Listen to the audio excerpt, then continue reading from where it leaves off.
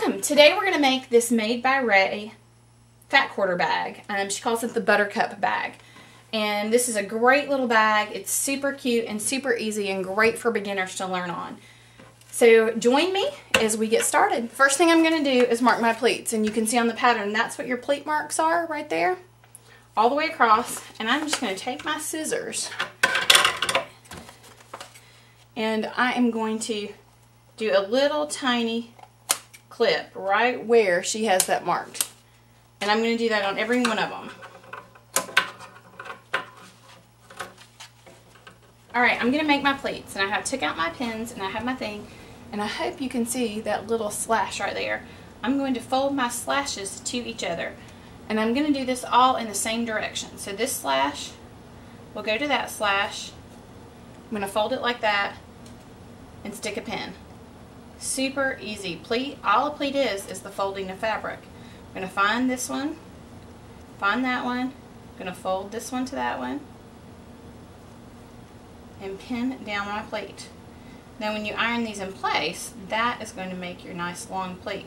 On this pattern, all of them go in the same direction. So again, find that, pull it over. You're going to do that on all the pleats on the front and the back. Okay, as you can see, I went ahead and put all my pins in both, and then I pressed it. And if you don't know how to properly press, please go back and watch the video from this week. In September's simple sewing classes that I did online, there's a how to press properly, and we press those seams down in a sandwich press. Now all I'm going to do is take a straight stitch right across the top of that to hold those pleats in line. Just sewing that line straight across, and I am doing a back stitch just to secure. As you get to a pin, I'm pulling it out.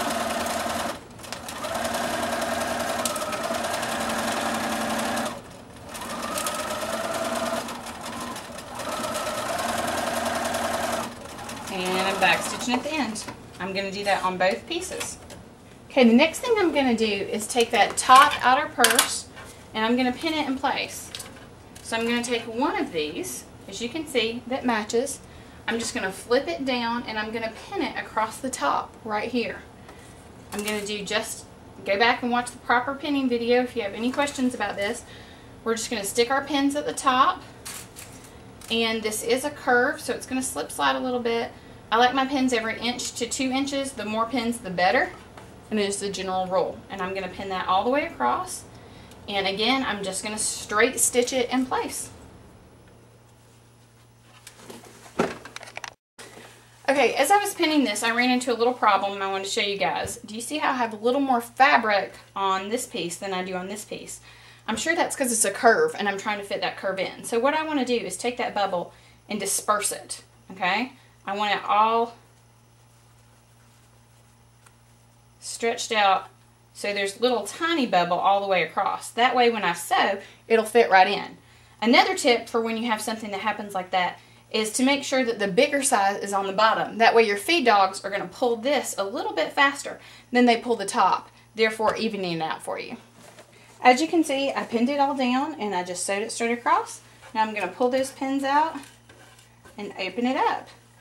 And I'm going to go ahead and press it. Now that I have both of these pieces done, I'm going to lay them on top of each other, just like that. And I'm going to pin them. I'm going to leave the top open, but I'm going to pin all around the side.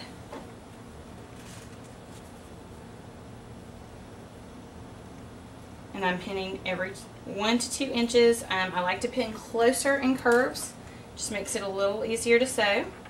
And then I'm going to sew all the way around the bag, back stitching at the beginning and the end.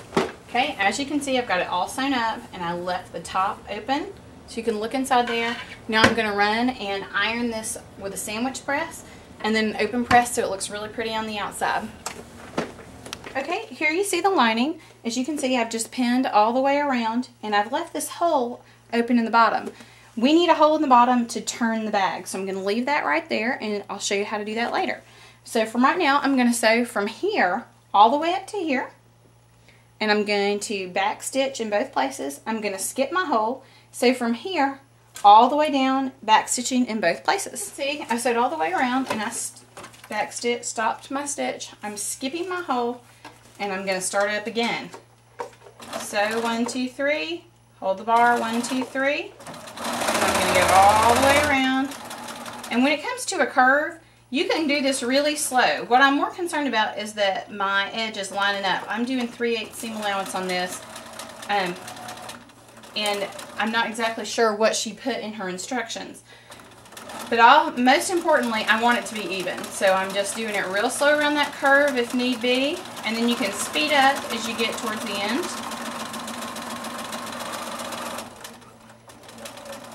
And when I get to the top, I'm back stitching again and then sewing off. Okay, for my handle, all I'm going to do is fold it in half, okay?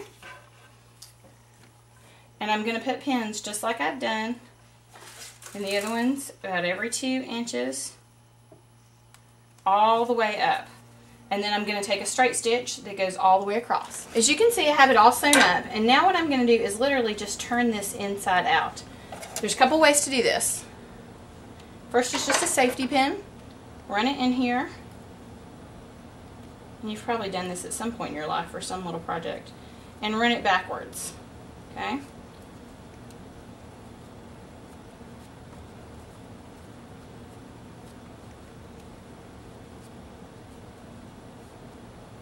And it takes a little bit to get it started, but then you're smooth sailing once you've got it started. See how it'll start to pull?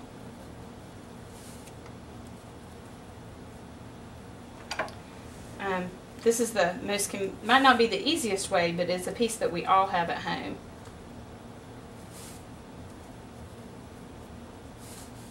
Okay. And that's, we called it turning. We turned it inside out. That's what we did. Now what I'm going to do is go back and press this in place so it's nice and flat. Now that our handle's all turned, we're ready to add it to our bag.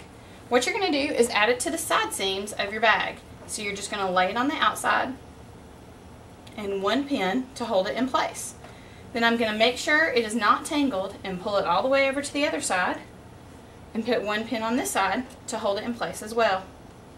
Now I'm going to sew right across that line right there to secure it. Voila, I've sewn that handle in place right there and right there. So now we're ready to add the lining, the final step, to our bag.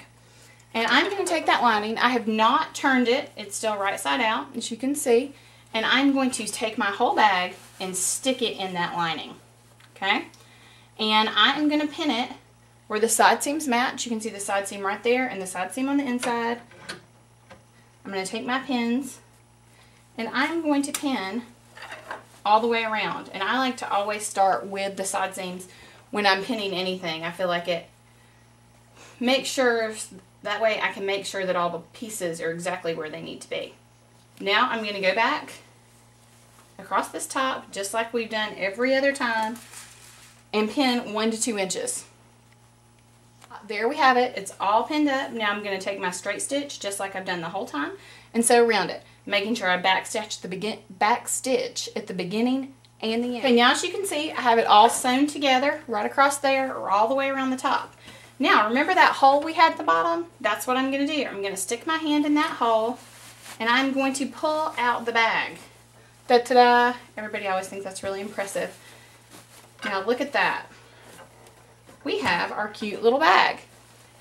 Okay, the final, very last step here to making this bag is fixing that hole that we had in the very bottom. Okay, I'm going to tuck those pieces in, just like that, and I'm going to stick some pins, probably 3 pins, to hold this closed while I sew across the top. And I'm going to take a really small stitch across the top, about 1/8 of a stitch or 1/4 of an inch, whatever the smallest you can get it, right across that, from where I stopped sewing over here to where I stopped sewing over here.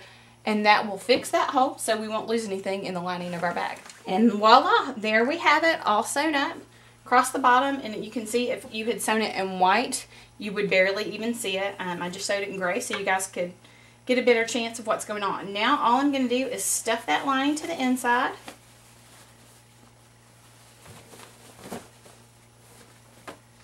And I'm going to go back and iron across the top of that so it's nice and flat.